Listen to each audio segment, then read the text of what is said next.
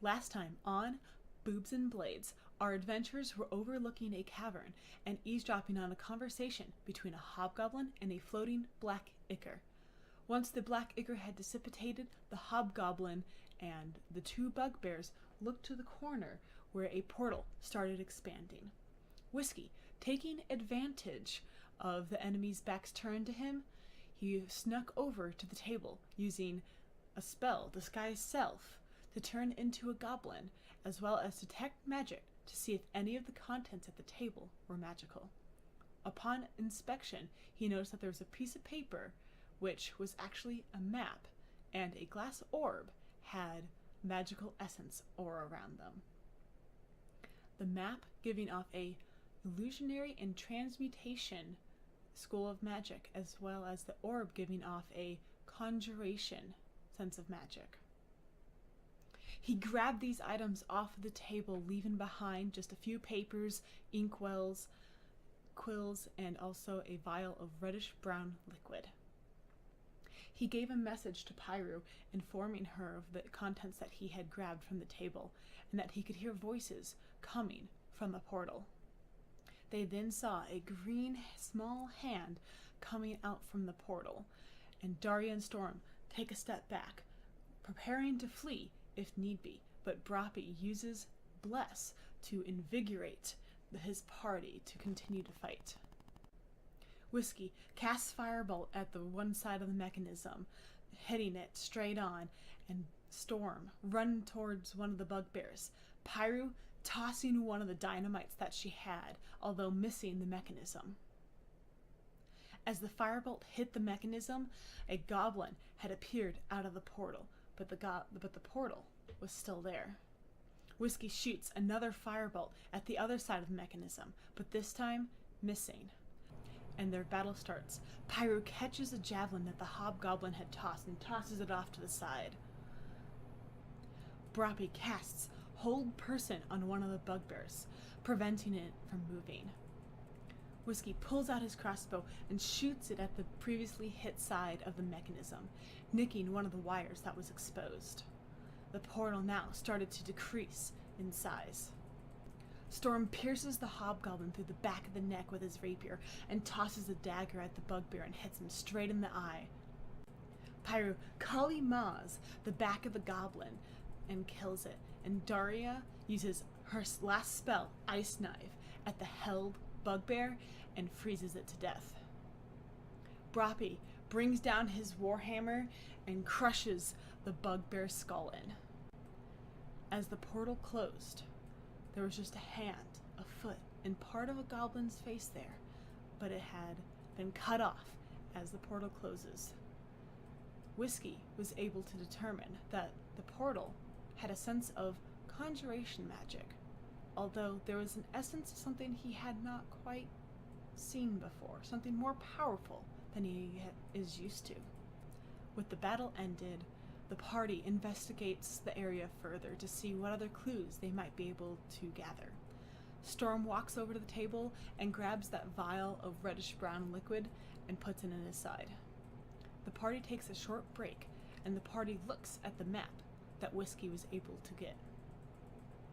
Upon inspection, they notice that it is very rudimentary and a basic dotted path from the cave to what looks like a town, and an X that marked a spot just northwest of it. What does this map mean? Will they make it back to Audi without further incident? Find out now on Boobs and Blades, Episode 7, A Map in Passing.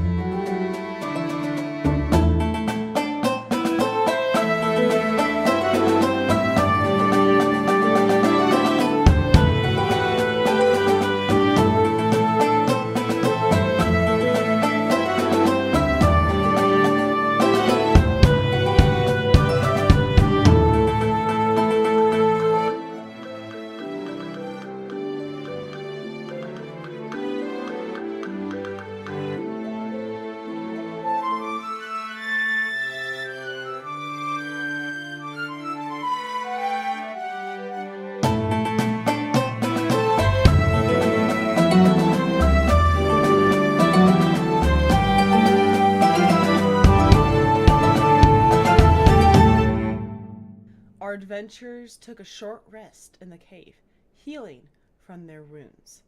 They searched the rest of the cave to find a healing spring fed by a waterfall, and by chance they found a chest filled with coin. Once they exited the cave, they looked back at the map that they had retrieved from inside, but when they glanced upon it, the image of the map was gone.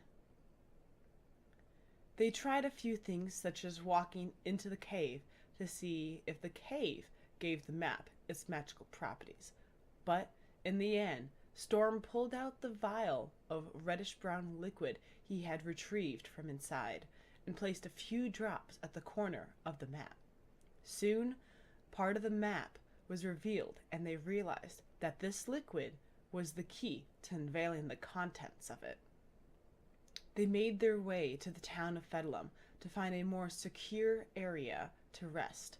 They transcribed the map onto a normal piece of paper to have a copy without using all of the liquid. And from there, the group took turns taking watch. Nothing unusual occurred, although that in itself was unusual. There was hardly a sound or a sight of any creatures.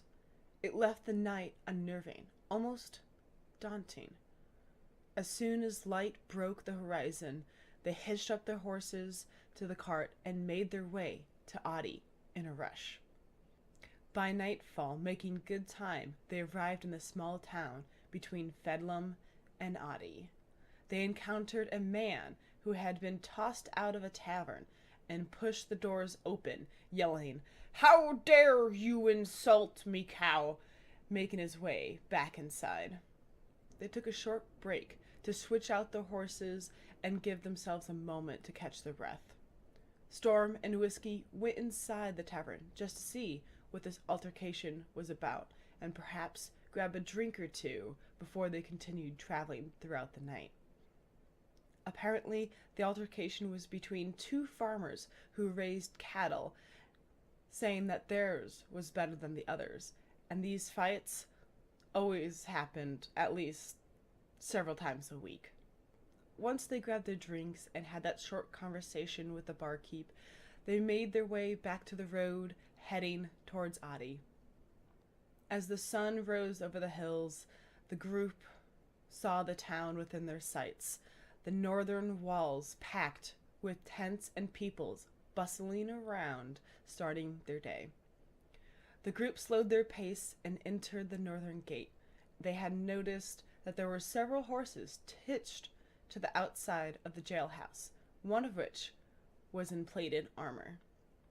They stopped briefly at the courthouse to let Storm and Brappy inform Peacekeeper Lamont of their findings, as Whiskey, Pyru, and Daria took the cart to the Golden Cat to get some rest, exhausted from their travels. Lamont was finalizing paperwork as Storm and Brappy came up to him. He heard Storm out and looked at the scroll, letters, and the copy of the map. He stared intently at these and called over a guard. He told the guard something in a whisper, and the guard ran out of the door quickly.